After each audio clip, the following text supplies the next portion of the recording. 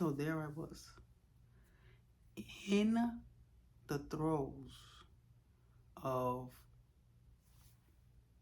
passion. I saw him, and then something changed. Hi everyone, my name is Sharon D. Paris here. I'm founder of Your Worth It Foundation Inc. Women's Ministry and Housing Strategist. I am talking today about the first steps that I experienced with being saved for real, for real. And it happened kind of, I guess, unorthodox. I guess that's the word I can say. So, without any further ado, this is how it happened. I was invited to a Bible study in a home, right? And when I went to this Bible study, I met a man that is a prophet. And this prophet told me things that no one would know. I mean, he went all the way back to generations and generations and exposed, even though I had a small idea because my mom told me, he actually talked about the ritual that was involved in my family to make the blood covenant with the kingdom of darkness, right? And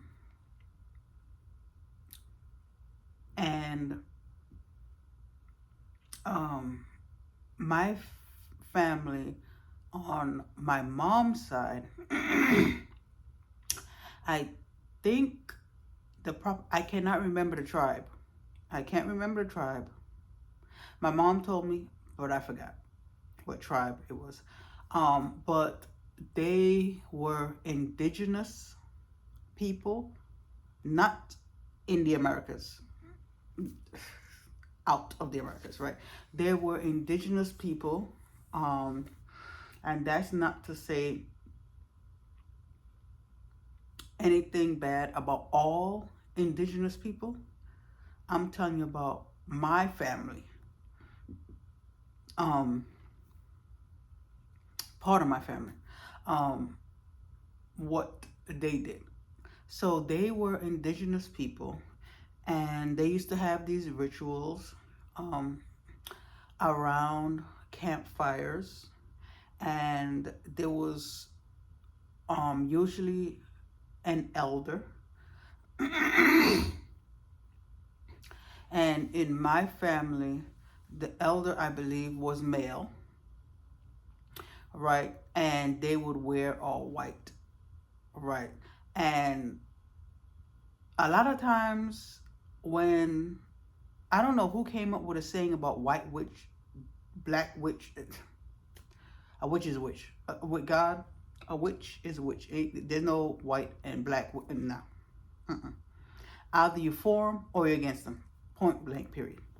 So they made a blood covenant with the kingdom of darkness, right? So that's how it started. Him, the prophet, telling me and my sister, because both of us went to the Bible study in a home, right? And it changed everything. after that. I mean, my whole life changed after that.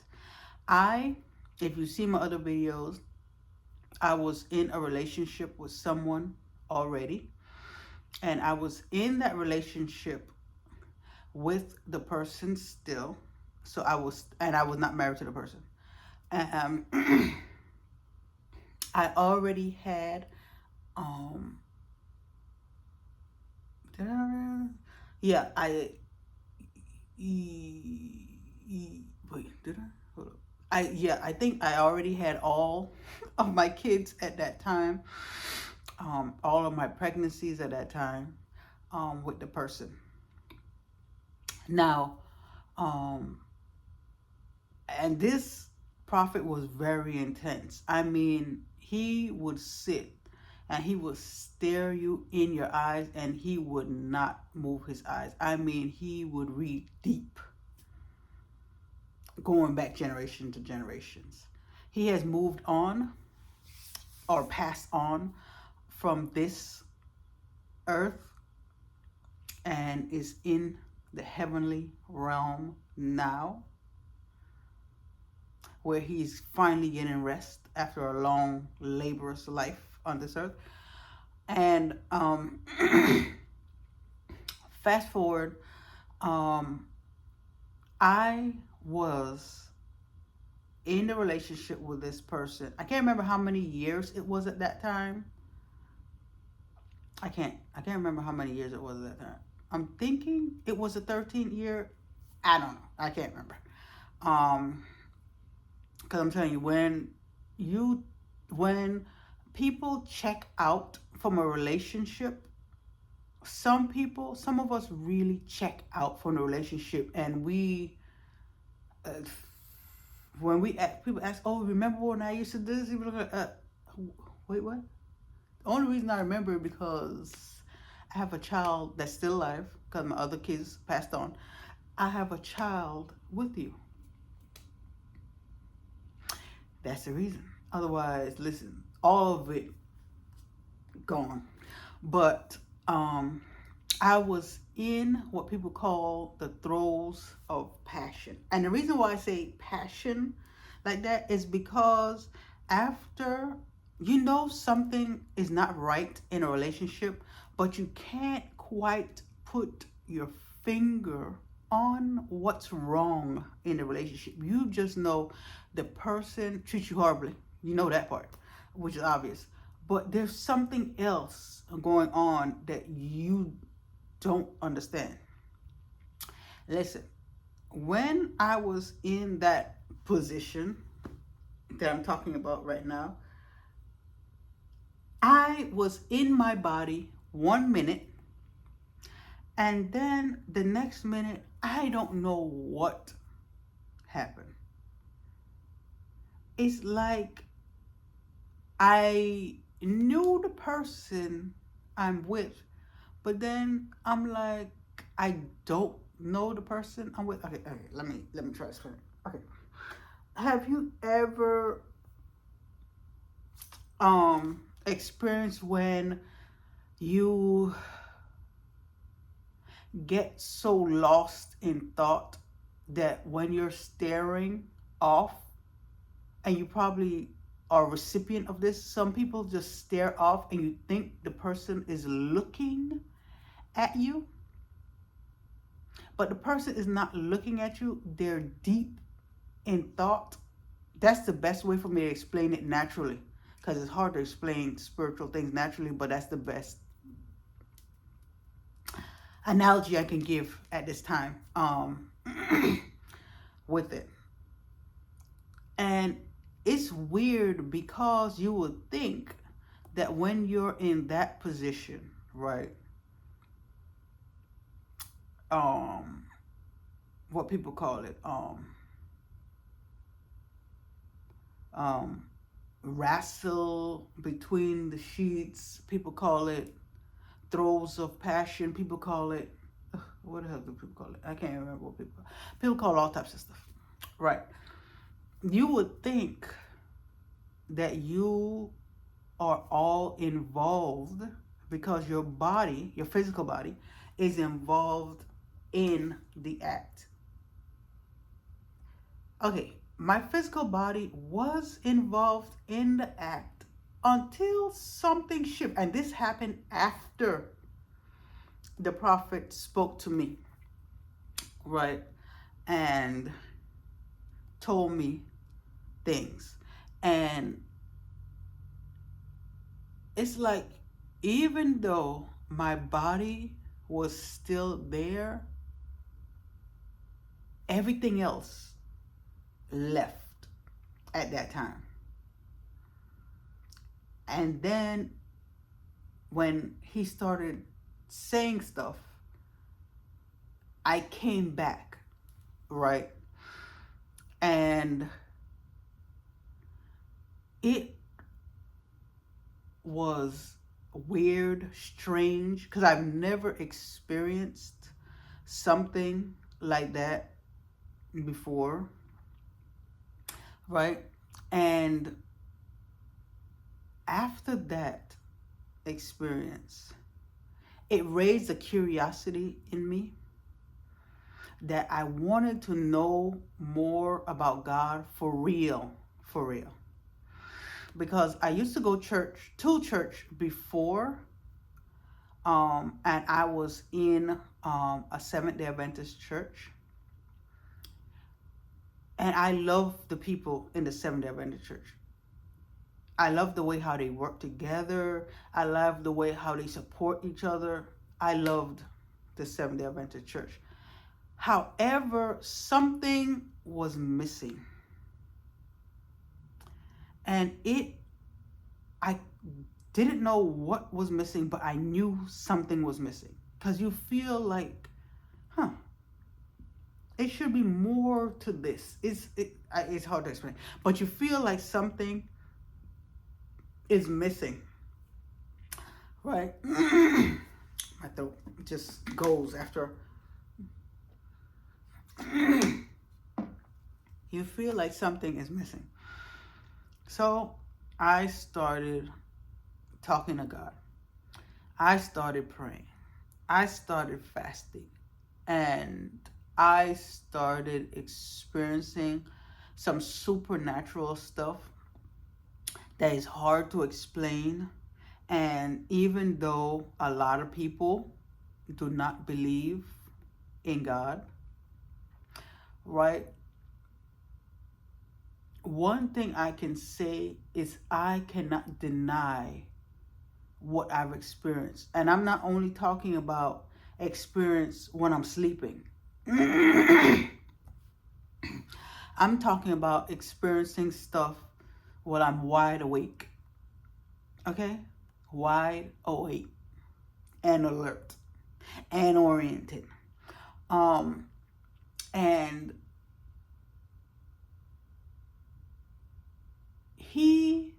the person I was with, knew something changed, but he felt like he had a hold on me because I was with him for that period of time, 13 years. All of my kids were with him. All of my experiences, relationship wise, with a male was with him. So he felt like he had a hold. But let me tell you, God could break any hold that people think they have over you. Because listen, when I broke up with this man over the phone, he thought, okay, let me just say this. I have broken up with him before because this man, his thing is, if you meet someone that has morals and values, right, and they are a virgin until they're in their 20s, you can basically control them, because he feels like you have the female has this tie to the man that she will not be able to get over. Bang bang. Let me tell you. God came in. God came in and he delivered me from that and pop. Listen. That deliverance came whole where? Whole with who? Whole when? God looked like no, I'm the holder of the heart. Ain't nobody beside me. So, and it's weird to me because it happened at that specific time, and I can't remember exactly what I was doing every single day after I met the prophet. However, at that specific time, when I was sinning against my own body, because fornication and stuff like that, sexual stuff is you sinning against your own body, which is supposed to be the temple, right, of God, of his Holy Spirit to dwell in it. So all the other sins are against God. But that specific one is against your own body. The fornication is against your own body. So that lets us know that when a person fornicates, when a person commits adultery and does these sexual perverted things, even though you say, girl, I love myself, I do skincare, I take me time, I go get the bag, girl, I love me some me. Everybody looking like in heaven looking like she knows she lying. He lies, because you are literally sinning against your own body. So God waited. I tell you, God's grace is good. He waited to see what I was gonna do, and I went right back to do stuff. It's crazy because the prophet didn't say, oh, the relationship that you're in, God, he didn't say none of that. He would just tell me about me. He didn't talk about the relationship. I'm pretty sure he saw it. He didn't talk about relationship. He was just talking about me, right? And my relationship specifically with God. He wasn't thinking about no man. But God looking like, no, yes, I want a relationship with you, but this man right here, he got to go. He have got to go. And I received that he got to go because, listen, I fought it. Because after being with someone for that length of time, right, and having so many pregnancies, having so many losses of children with that same person, your first serious relationship was with that person. There's a lot invested in that relationship. But listen, I talked on one of my other videos about God showing me what happened, because I went through that. I had that experience when I was praying and fasting. I was visited while I was awake. I wasn't sleeping. I was visited by an angel after that experience. Both of the experiences with the prophet speaking to me and the experience of me, God coming in while I was literally, physically, actively in sin, fornication against my own body, right? And I saw the angel when I was praying and fasting, and everything. And then God looked like, you know what?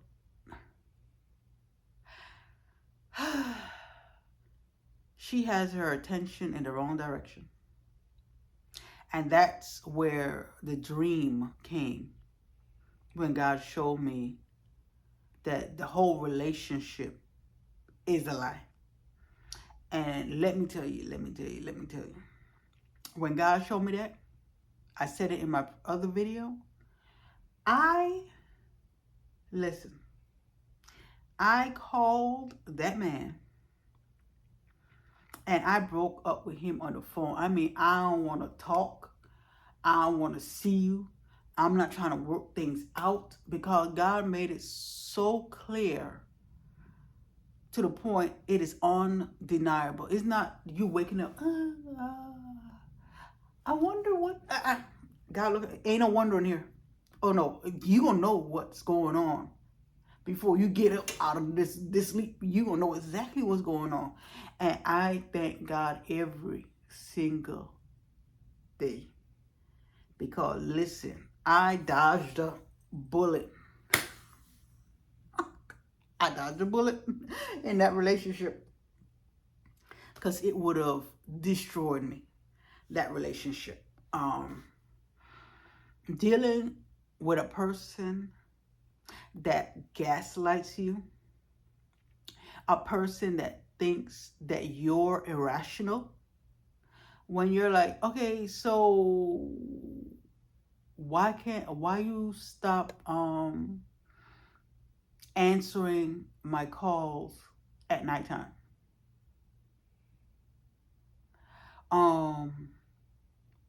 Why is it your phone is off at this time? And they make it seem like you're the one, and something in you is like, no, something is not right here. Something is not right at all. Why you disappearing at lengths of time? What's going on? And it's crazy, because I found out at my daughter's Christmas, elementary. She's an adult now, but at that time, elementary Christmas thing. I don't know what they call it, but it was a Christmas event. I'm gonna call it an event at her school, and he came, and you know what's the problem with lying? Lying, you have to remember the lie, and you have to remember who you told. That's a lot of work. You have to remember the lie, and then you have to remember who you told what lie to, and anybody got time for that? It's too much work. But apparently, some people got time for it, and they always trip up. Ain't nobody that good. They trip up. And I'm walking into my daughter's Christmas event, and he tell me he said something, and then he was like, oh yeah, your sister, your younger sister, something. I'm like, what? Your younger sister? And he forgot that he's been lying to me the whole time. And he like, oh yeah,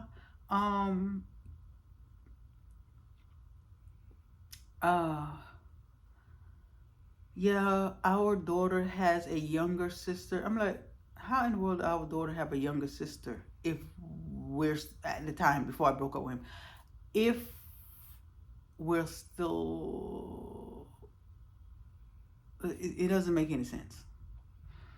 And listen, things just start to unravel. But when you are delusional and caught up, I mean, red flags can be like everywhere. I mean, the flag could even fall and hit you in your head and knock you out,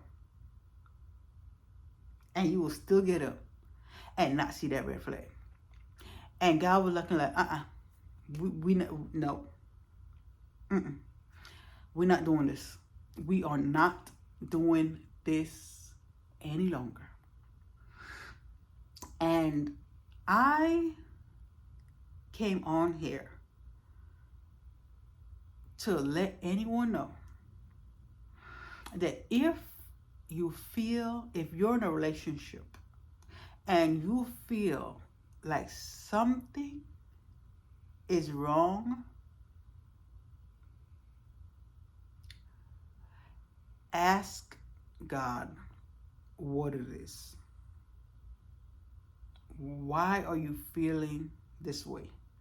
If there's someone that you trust and love, assuming the person didn't pull you away from your whole family, because that's one of the things he tried to do. He tried to pull me away from my mom because I was a caretaker of my mom in her end, close to her where before she passed on. I was a caretaker for my mom, and he wanted to remove me from being around my mom because he said that my mom talked too much. And my mom was a mom that she'll tell you how she feels. If you're a liar, she gonna call you a liar. You know what they say? They call a spade a spade. That was my mom. She ain't no sugarcoat nothing.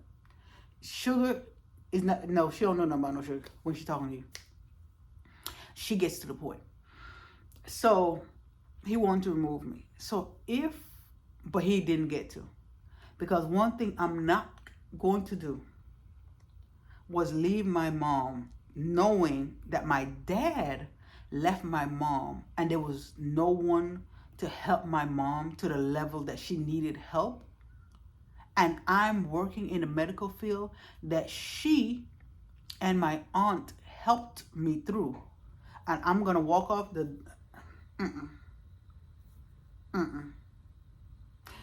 They say love is strong. It ain't that strong. No. Not with you. No.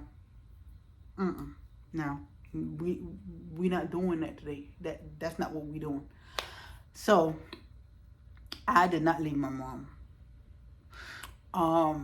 So if you're in the relationship that it got to the point that you left everyone that you love and love you, right, that will tell you the truth of what's going on and tells you, oh, you know, something don't feel right about this person, and you know, something is not right about this person. You know, I feel like listen. A person that you trust, because there are people out there that try to sabotage stuff. So people that you trust and really love you, you know exactly who you are. Run from that relationship and get information. If you're married and you're being abused, you need to conserve your life. You need to conserve your life. And then if children are involved, you need to protect the children, because now you're teaching. Listen, it's a whole generation. Let's not get into that. Let's not even get into that right now. How children are affected when you say, oh, I'm just staying here for the children. Who children? Not them children. That's no. No, that's not what we do. Yes, you need to separate yourself. Go with family that you can find support and help from. If you don't have that, get into a shelter. Oh yeah, they got, when you're abused, listen, they got homes for people, this specifically for abuse, right? I mean, the list for shelters are long, but when you're abused, you get moved up on that list. You get moved up. I'm telling you right now, you get moved up. From someone who's been in a shelter themselves, you get moved up on that list of people that need help. Do not stay in that situation. If you're already a Christian, yes, you pray for the salvation, because you're already married to the person. You pray for the salvation of the person, However, you find safety for yourself and the kids. Because sometimes relationships are only abusive to the other adult, and the person don't have any problems with the kids. But most of the time, it involves the other adult, the other partner, and the kids. Yes, you could pray. Yeah, you're a Christian. Yes, you're saved. Yes, you're sanctified. Separate yourself. And like God, no, we not doing this. We not doing this. Get help for yourself and your kids, and you pray for your husband and or wife from safety, and get therapy for yourself so you don't mess up even more your kids. And if you're not married, listen, leave them. Because I know some people are like, oh, the kids, I had kids. You leave them. You leave them. Because you're trying to do all this stuff for your kids. And your kids is suffering because you're suffering. Kids are very, very sensitive. They're very sensitive. Okay? Kids are not that slow that they're not going to pick up. No. They're very, very, very sensitive and perceptive. They learn at a rapid rate. Good and bad information. When you have a baby and the baby socializes with the mom and or dad, and the baby sees the facial expressions and the emotions, the baby learns to mimic these and later on knows the interpretation of these. Okay? So you are not doing nothing to help your kids. You're not. So stop lying to yourself. Because listen, salvation and freedom is here and here for you now. From someone who has been through a lot themselves, even though I did not go through it physically with someone putting hands on me, right? I was abused mentally, psychologically. I mean, torn down. I mean, just torn down. Torn down. Because the person I was with did say that when he gets me away from my mom, we're going to be fighting. He said, listen, I will throw clothes all over the floor and you going to pick it up and you going to clean it and this and that. And guess what? I still, listen, when I say now, I'm looking like, what? Who? When you think about the stuff that you've been through when you were younger, listen, you be looking like, Lord, I thank you for your grace. Thank you, because listen, okay, it did not go physically because when he tried something, he realized how off-hinged I can get. I mean, so that's why it didn't go physically for me specifically, right? For my personal relationship. Because I can... But there are people that suffer the mental, the psychological, the psychosocial, that they can't interact, mingle with other people.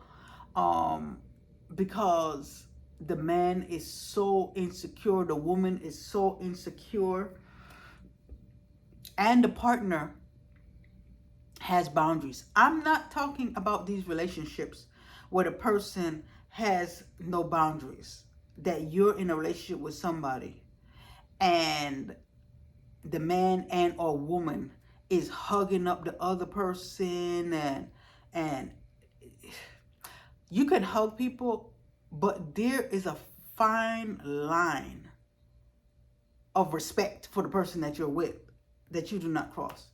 You don't grab body parts.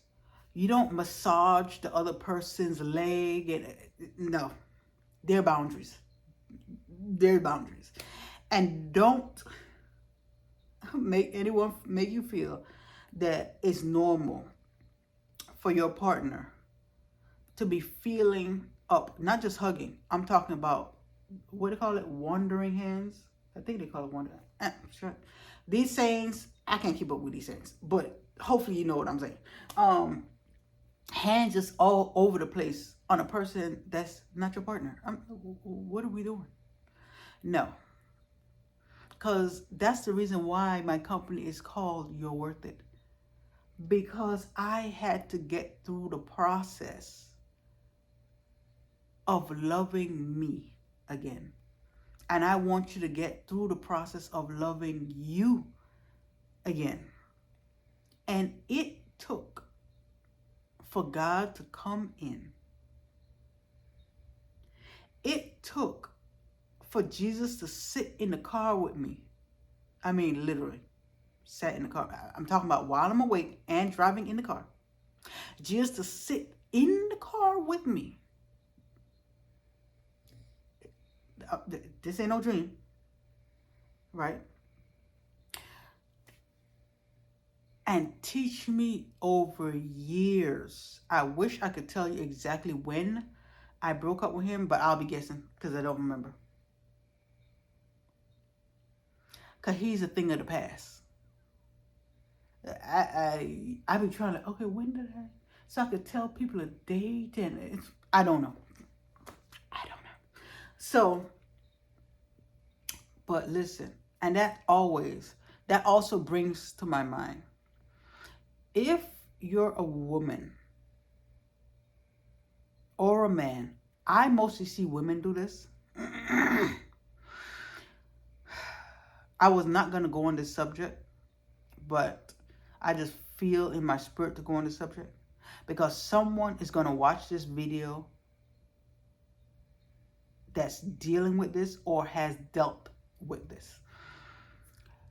If you are someone that has had a child with someone that was just horrible to you, please do not take it out on the child. Do not take it out on the child. It is so unfair to take it out on a child because you made a decision to go with the wrong person. We need to have accountability. That's why I personally do not take out any stuff on my daughter that I have hair left on this earth. I do not take out, and I didn't take it out on any of the other ones either. But since I have one right now, I'm talking about the one I have right now. I do not take out, I don't say anything, oh, you just like your daddy. I do not do that. You are the one that made the decision. And it was a horrible decision.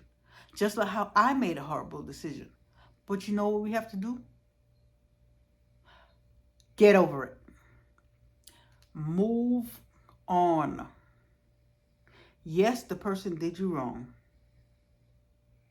Yes, the person hurt you and had you waste maybe years of your life. Right? But it takes two people to get into a relationship. Even though the other person deceive you, you cannot control what the other person does. Because if you do, it's called witchcraft. So you do not control what the other person does. You control what you do. So that's why I say it that way. We have to be accountable.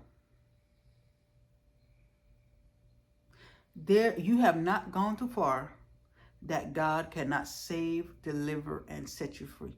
Because if God can do, and I did not want to do this video because it was so weird to me, but God keep pushing and telling me to do it, because I can help a lot of people. People that's literally addicted to drugs and wants to take that higher than normal that they usually take because they're just tired. They're using it to cope with situations. Alcohol to cope, sex to cope, food to cope. All the things we use to cope.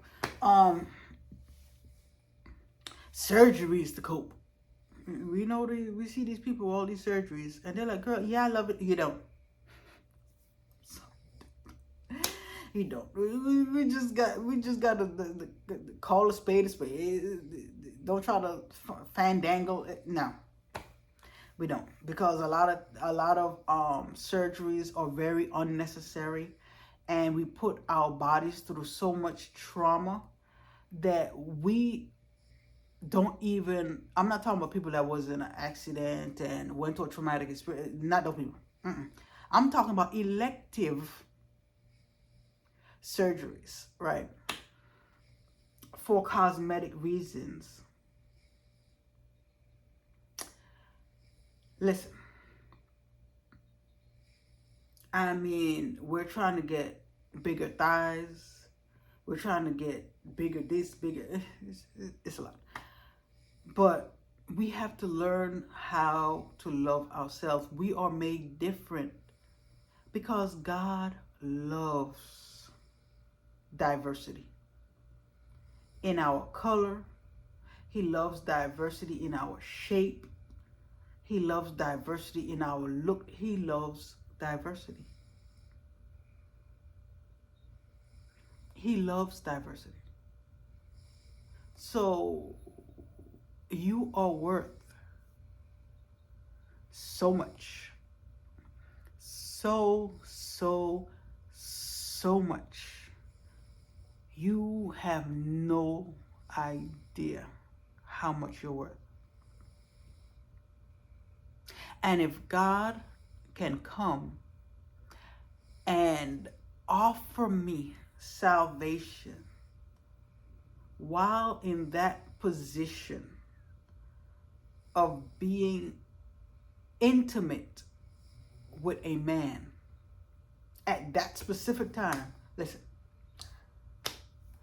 God could come and he can help you too. It is here for you to take. And for anyone who wants to take that step, I'm offering it in the name of Jesus.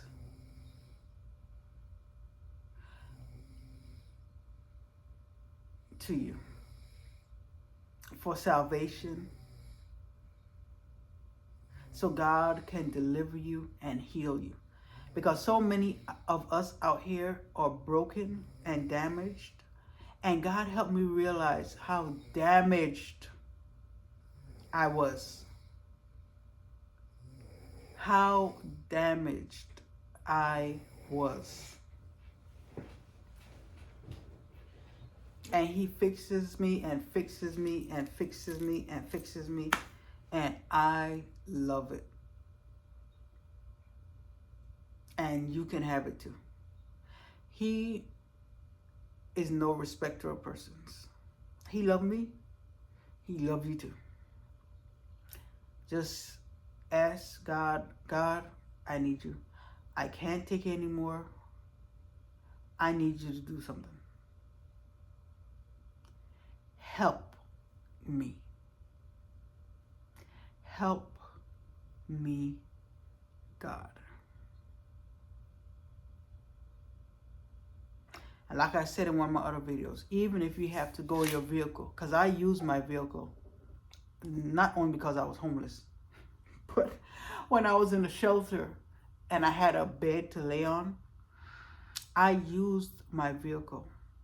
My sister used my vehicle because she was with me also, homeless. And at different times, when she goes in a vehicle to cry out to God to separate herself, I don't go and interrupt her because that's her personal time. And when I go, she doesn't interrupt me. Listen, you are worth, I can't even describe it. Nothing can separate you from the love of God. You are worth so much more. If God did it for me, and he did, those years ago, he can do it for you. Listen, I thank you guys for listening. And if you like, please click the like button. Share with someone that you know that that pops up in your mind, because someone will pop up in your mind that you need to share this to. Don't let it stop. Share it, like it, and if you would like to donate to your Worth It Foundation Women's Ministry, you can copy and paste the URL in your the web address in your URL, and you can donate via PayPal, because we do not want anyone's personal information. So that's why we're using PayPal to manage those things. Have a blessed day, everyone. Again, my name is Sharon D. Perry, CEO and founder of Your Worth It Foundation, Inc., Women's Ministry, and Housing Strategists. Have a great day, and I am going to continue on my vacation, which I really, really, really needed. Bye, everyone.